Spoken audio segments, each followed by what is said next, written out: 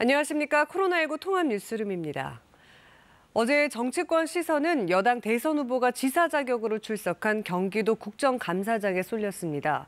예상했던 대로 이재명 후보에 대한 대장동 의혹 청문회 같았는데요. 국민의힘은 이재명 후보가 몸통이라고 거듭 몰아세웠고 이 후보는 국민의힘 게이트라고 맞받았습니다. 개현우 기자입니다. 여당 대통령 후보가 출석한 초유의 국정감사.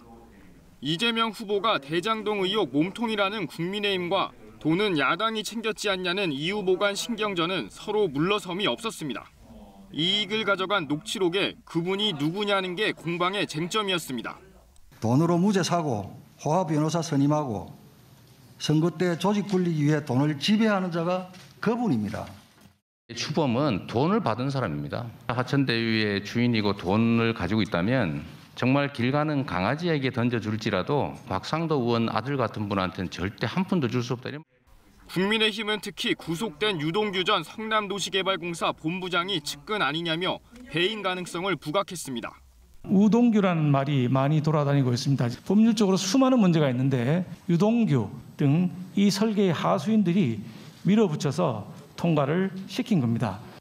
세세한 보고를 받지 못했다며 유동규 측근설에 선을 그은 이 후보. 지휘 책임론엔 사과했습니다.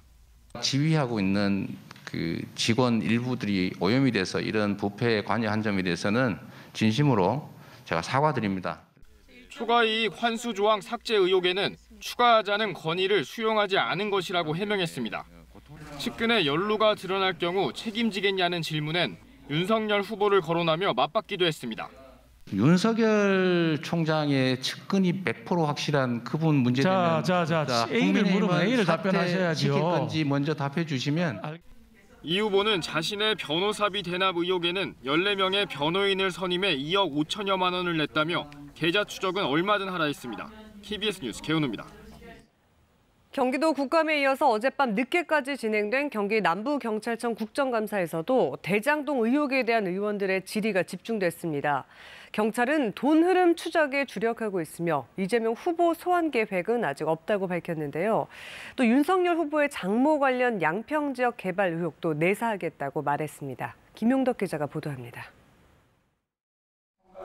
대장동 의혹 사건을 뒤늦게 이첩받은 경기 남부경찰청에 여야 모두 신속한 수사를 주문했습니다. 그러나 여당은 검경 협력을, 야당은 특검 필요성에 방점을 찍었습니다. 실체적 진실을 밝히는 것에 양 기관이 다 자신들의 기득권을 내려놓고 협력을 해야 되는 것이라고. 대장동 게이트에 대해서 특검을 요구를 하고 있습니다. 특검을 요구하는 것은 검찰, 경찰 다 못 믿겠다. 경찰은 특히 돈의 흐름을 추적하는 데 주력하고 있다고 밝혔습니다. 그러면서 이재명 후보를 소환할 계획은 현재로선 없다고 답했습니다. 필요하면 할 겁니다. 다만 현재는 필요하지 않습니다.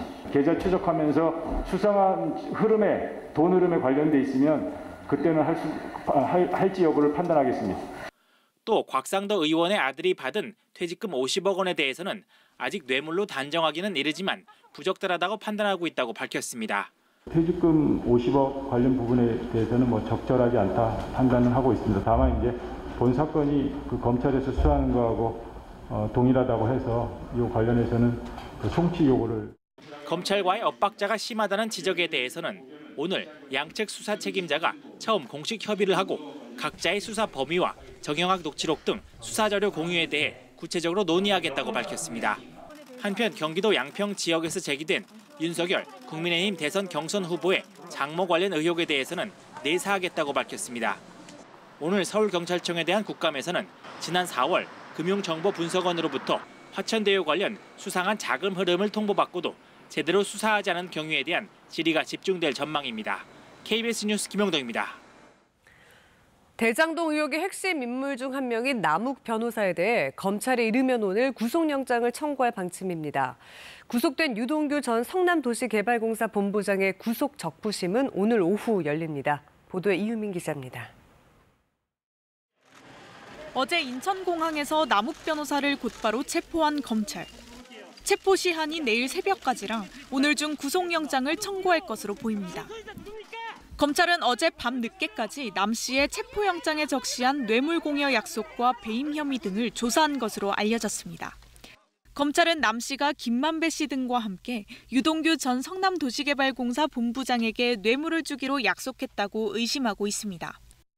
그 대가로 대장동 사업 과정에서 초과이익 환수 조항 삭제 등 특혜를 받고 성남시에 거액의 손해를 입힌 혐의를 수사 중입니다. 검찰은 특히 남 씨를 상대로 유동규 씨가 실소유주로 알려진 유원홀딩스에 35억 원을 투자한 경위를 집중 조사한 것으로 전해졌습니다. 이 돈이 유 씨에게 건넨 뇌물인지 따져본 겁니다. 남 씨는 그동안 언론 인터뷰를 통해 대장동 사업과 관련해 자신은 토지 보상 문제만 다뤘고 그 이후 상황은 모른다는 입장을 밝혀왔습니다.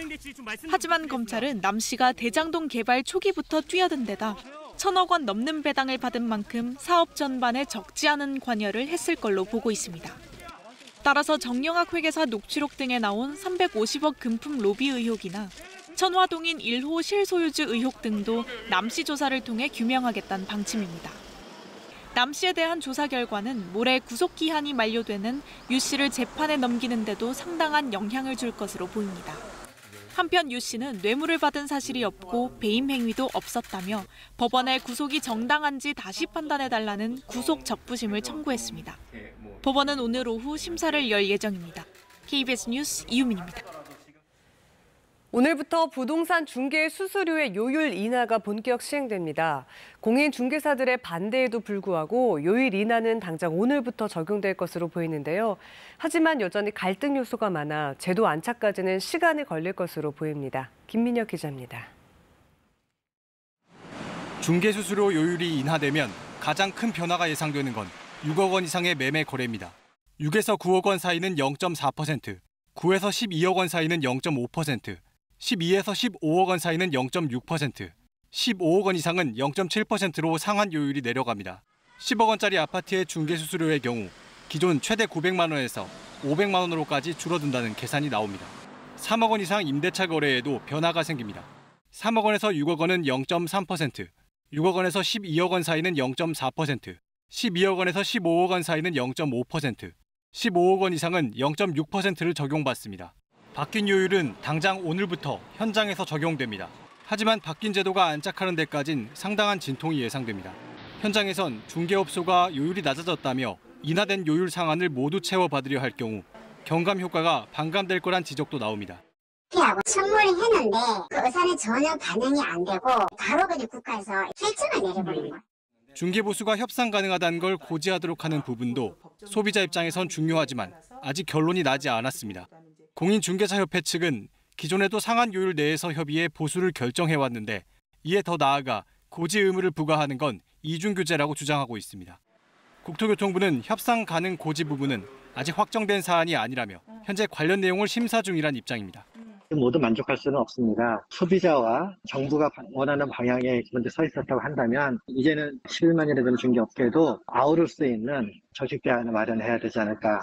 협회 측은 일방적인 요율 인하 등이 계약 체결의 자유를 침해했다며 헌법 소원도 검토하고 있다고 밝혔습니다. KBS 뉴스 김민혁입니다. 고교 1, 2학년생과 임신부에 대한 코로나19 접종이 시작됐는데요. 이상 반응에 대한 학생과 학부모들의 걱정이 여전히 많습니다. 전문가들은 중요한 이상 반응은 매우 드문 현상이라고 강조했습니다. 민정희 기자가 전해드립니다. 16살에서 17살 청소년 약 90만 명 중 절반 넘게 사전 예약에 참여했습니다. 백신을 맞았으니까 좀 더 편안하게 돌아다닐 수 있을 것 같고요. 그다음에 코로나에 대한 걱정도 줄어들 것 같고. 전문가들은 청소년 접종 뒤 중증 이상 반응은 매우 드물다고 강조했습니다.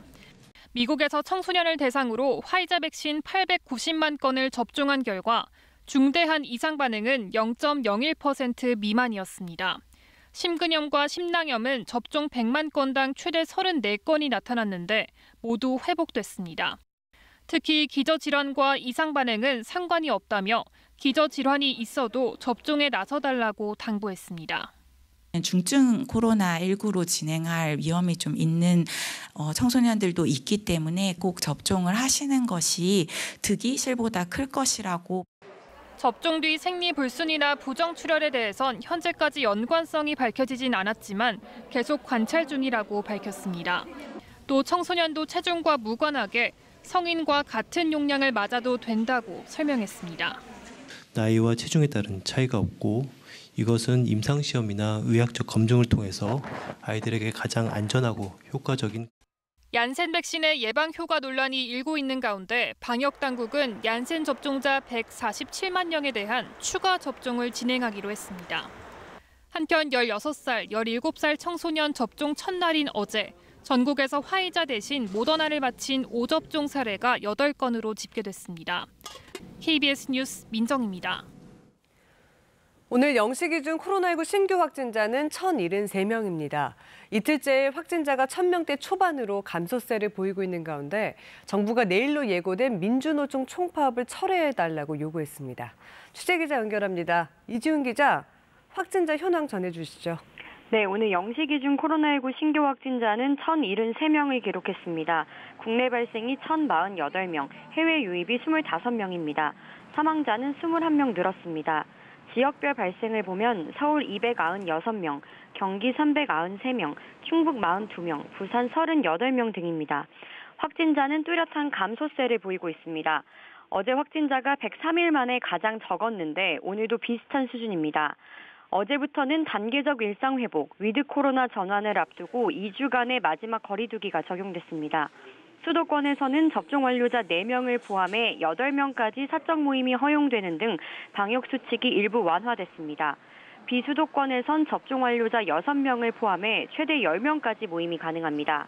다만 수도권 지역 식당과 카페의 영업시간은 밤 10시까지로 그대로 유지됐습니다. 오늘 0시 기준 백신 접종 완료율은 65.9%입니다. 1차 접종률은 78.8%입니다. 정부는 이번 주말쯤 백신 접종 완료율이 전 국민의 70%를 넘어설 것으로 보인다고 밝혔습니다. 그러면서 내일로 예고된 민주노총 총파업을 철회해 줄 것을 강력히 요구했습니다. 김부겸 국무총리는 단계적 일상회복으로 나아가는 마지막 고비에서 이번 총파업은 우리 공동체의 안전에 결코 도움이 되지 않는다고 밝혔습니다. 또 겉으로는 방역 수칙에 맞게 소규모 집회로 신고하더라도 실제로는 다수가 모이는 편법 쪼개기 집회가 이루어질 것으로 우려된다고 덧붙였습니다. 정부는 총파업이 강행될 경우엔 현장을 체증해 누구도 예외 없이 끝까지 법적 책임을 물을 방침이라고 설명했습니다. 지금까지 KBS 뉴스 이지윤입니다. 미국이 수행했던 걸프 전쟁을 진두 지휘했던 인물이죠. 콜린 파월 전 미 국무장관이 코로나19 합병증으로 타계했습니다. 보도에 김기현 특파원입니다. 흑인 최초로 미국 합참의장과 국무장관을 역임했던 콜린 파월이 코로나19 합병증으로 숨졌습니다. 올해 84살인 파월 전 국무장관은 백신 접종에도 불구하고 이른바 돌파 감염으로 군 병원에서 치료를 받아왔습니다. 고인은 합참의장이던 1991년 걸프전을 진두 지휘해 전쟁 영웅으로 칭송받았습니다. 이후 2003년 국무장관 시절엔 이라크에 대량 살상 무기가 실재한다고 주장하면서 이라크 침공을 이끌었습니다. There can be no doubt that Saddam Hussein has biological weapons. 하지만 해당 결정은 근거가 없는 것으로 밝혀지면서 40여 년 공직 생활에 중대 오점으로 남았습니다. 그래도 정치적 행동과 거리를 두고 명예를 중시하는 동시에 비교적 온건했던 대외 정책의 면모는 미국 안팎에서 실용적이라는 평가를 받았습니다. 공직에서 물러난 후엔 자신이 몸담았던 공화당의 부시 행정부 정책을 비판한 데 이어 2008년 이후 대선부터는 줄곧 민주당 후보를 지지하면서 정치적 변신을 꾀하기도 했습니다. 별세 소식이 알려지자 미 국방부와 국무부 등 정부 당국에선 일제히 애도의 목소리를 내며 고인을 추도했습니다. He knew that war and military action should always be a last resort. And to make that so, we need our diplomacy to be as robust and well-resourced as possible. 조 바이든 대통령도 고인이 위대한 미국인으로 기억될 것이라며 이곳 백악관을 비롯한 세계 각국 공관에 조기 개항을 지시했습니다. 워싱턴에서 KBS 뉴스 김기현입니다. 이어서 KB증권 연결해서 오늘의 주식시장 알아보겠습니다. KB증권입니다. 코스피가 3분기 기업 실적에 대한 기대감에 상승 출발했습니다. 코스닥 역시 개인과 기관의 사자에 11거래일 만에 1000선을 돌파하며 오름세입니다. 이 시각 현재 코스피는 11.57포인트 상승한 3018.25에 코스닥은 7.67포인트 오른 1001.53에 거래되고 있습니다. 전일 미국 증시는 실적 시즌에 대한 기대감으로 반발 매수세가 유입된 가운데 주요 지수가 혼조세로 장을 마쳤습니다. 코스피는 개인의 팔자에도 기관과 외국인이 매수에 나서며 상승 출발했습니다. 삼성전자가 4거래일 연속 상승세를 이어가며 7만 원대를 유지하고 있고 NC소프트가 신작 게임에 대한 기대감에 3% 넘게 오름세입니다. 또 SM은 4분기에도 호실적이 전망되며 사흘 만에 상승세입니다. 한편 두산중공업이 이틀 연속 저조한 흐름을 보이며 장 초반 하락하고 있습니다. 이 시각 현재 달러화에 대한 원화 환율은 1183원 50전에 거래되고 있습니다. 지금까지 KB증권이었습니다.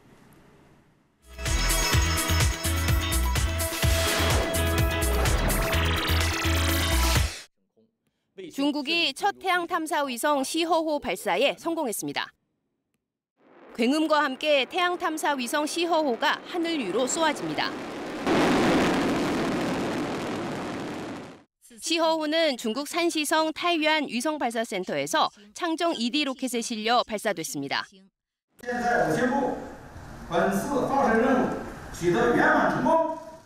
시허는 중국 신화에 등장하는 태양의 여신에게 붙여진 이름입니다. 이 위성에는 H알파 주파수 대 이미지 분광기가 세계 최초로 장착됐는데요. 태양이 폭발할 때의 대기 온도와 속도 등 그동안 밝혀지지 않았던 물리량의 변화를 파악하고 연구하는 데 중요한 데이터를 제공할 것으로 기대되고 있습니다. 시허호 위성은 고도 517km의 태양 동조 궤도에서 작동하면서 연구원들이 태양의 변화를 관찰하는 것을 돕습니다.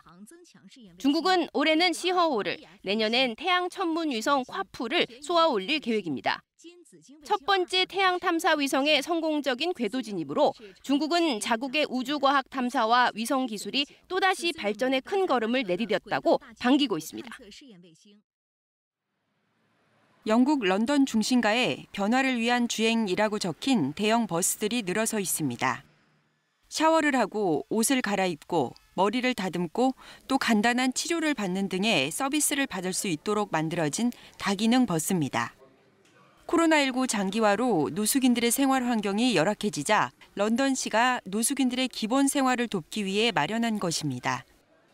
2층으로 된 버스 내부에는 정신건강을 위한 상담실과 치과 치료실, 심지어 미용실도 있습니다. 또 노숙인들이 쉽게 사용할 수 있는 노트북도 구비돼 있습니다. And essentially it's about providing people with a way of lifting themselves out of homelessness through an initial support that we provide them. 무엇보다 버스라 이동이 가능하기 때문에 노숙인들에게 찾아가는 서비스를 제공할 수 있습니다. The streets are a really good example of going to rough sleepers rather than expecting rough sleepers to come to you. 노숙인 지원 전문가들은 노숙인들에게 꼭 필요한 기본적인 서비스를 제공하면 이들이 자신감과 자존감을 회복하는 데도 큰 도움이 될 것이라고 강조합니다. 창고에 쌓인 이 많은 약품 상자들은 모두 도난된 작물들입니다. 어떻게 이 많은 약품 상자들이 작물로 나올 수 있을까? 지난해 한 약국 매장에서 촬영된 화면입니다. 도둑이 매장에서 물건을 쓸어 담은 뒤 경비원이 지켜보는 가운데 유유히 자전거를 타고 떠나는 모습입니다. What you're looking at is not petty shoplifting. What you're looking at is an organized criminal ring. 특히 샌프란시스코 상황이 심각해지자 대형 약국 체인 월그린스는 이 지역 점포 5개를 추가로 문 닫기로 했습니다. This is a real blow to San Francisco. It's a blow to the merchants. It's a blow to our reputation as a city. 경찰이 순찰을 강화하고 있지만 한계가 있습니다. 대안으로 훔친 물건들을 온라인에서 대규모로 거래되는 것을 막아야 한다는 의견이 제시됩니다.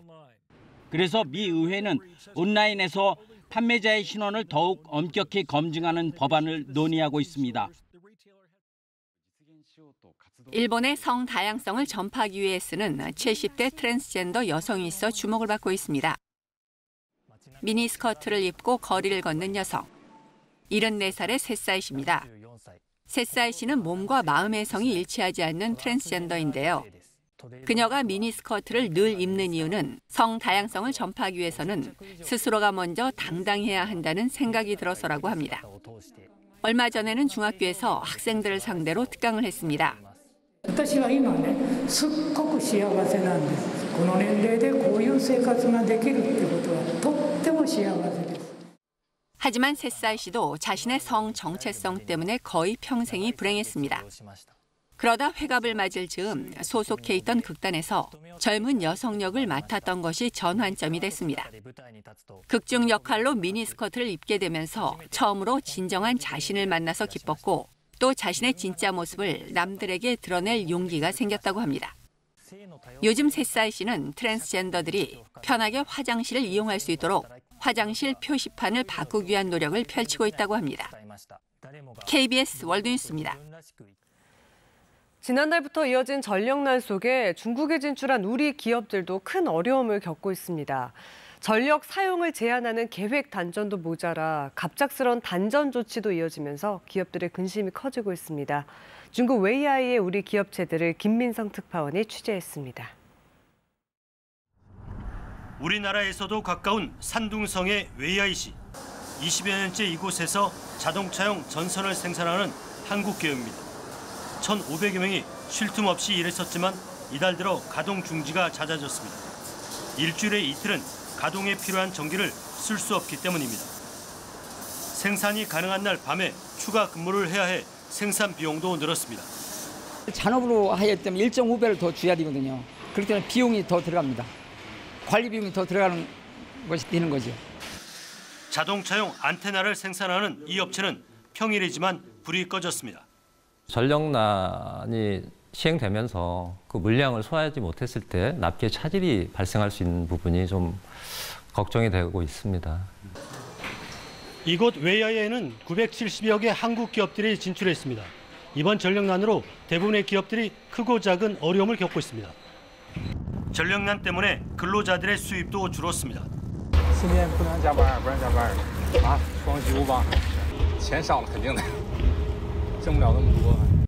이런 가운데 산둥성은 일주일에 이틀이던 전력 사용 제한 일수를 다음 달부터 더 늘릴 방침인 것으로 전해졌습니다.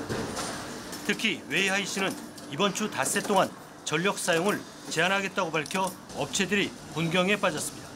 하루빨리 이런 상황이 종식돼야 회사 증설을 또 검토도 하고 여러 가지 그 다각적인 방향도 검토가 가능할 것 같습니다. 전력난 등의 여파로 3분기 중국 경제 성장률은 4.9%, 1년 만에 최저치로 떨어졌습니다. 웨이하이에서 KBS 뉴스 김민성입니다.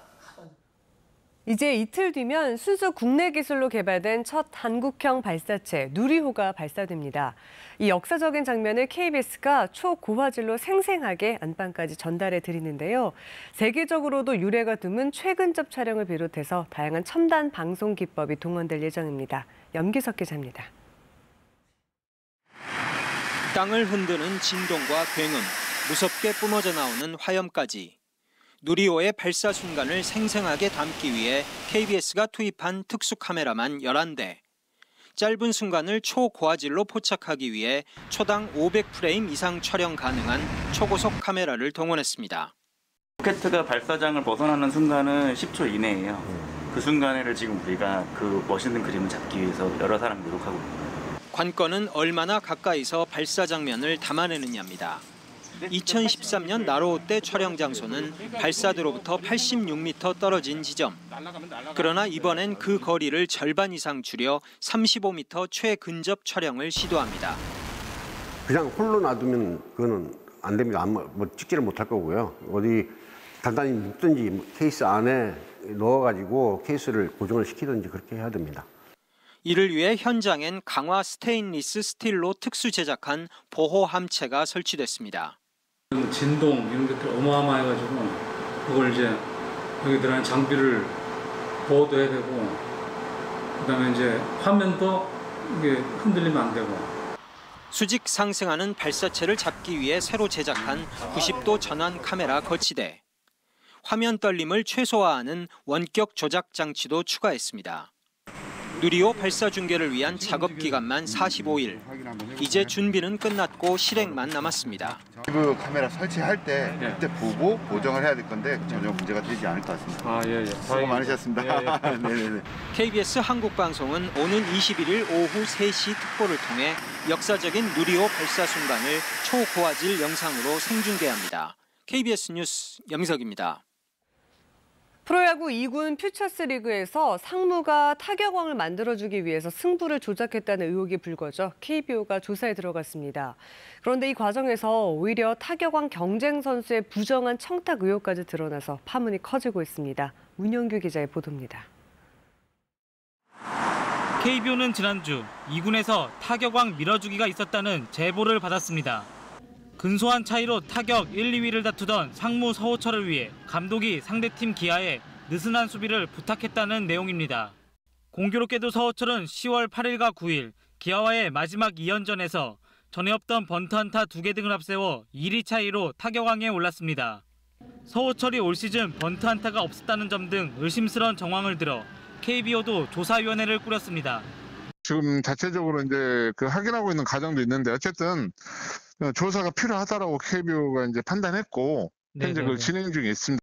상무 박치환 감독은 사실무근이라고 반박했습니다.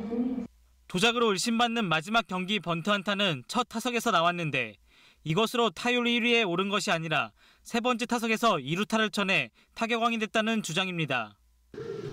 타격왕 경쟁자였던 롯데 A 선수가 부정한 청탁을 한 정황도 함께 드러났습니다. 롯데의 A 선수가 상무와 경기하는 기아 2군 포수에게 볼넷이든 몸에 맞는 공이든 좋으니 서호철에게 안타만 내주지 말아달라는 의미의 메시지를 보냈다는 것입니다. 기아는 이 메시지를 KBO에 증거로 제출한 것으로 확인됐습니다. KBO는 이 같은 의혹을 포함해 이번 사건 전반에 대해 조사할 방침입니다. KBS 뉴스 문영규입니다.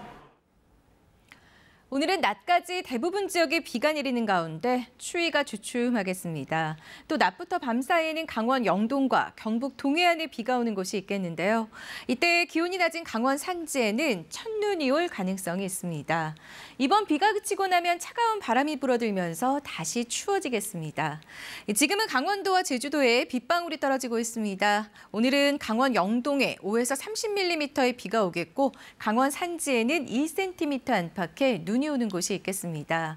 서울은 오늘 아침에는 10.3도로 어제보다 7, 8도 정도나 높은 기온으로 출발했는데요. 하지만 내일 아침에는 5도, 모레 아침에는 4도까지 뚝 떨어지겠습니다. 오늘 낮부터 서해안과 제주도에는 바람이 거세게 불겠습니다. 낮 기온은 서울이 15도, 대전 전주가 17도, 대구 19도로 어제와 비슷하겠습니다. 날씨 잘 들었습니다. 코로나19 통합 뉴스를 마칩니다. 고맙습니다.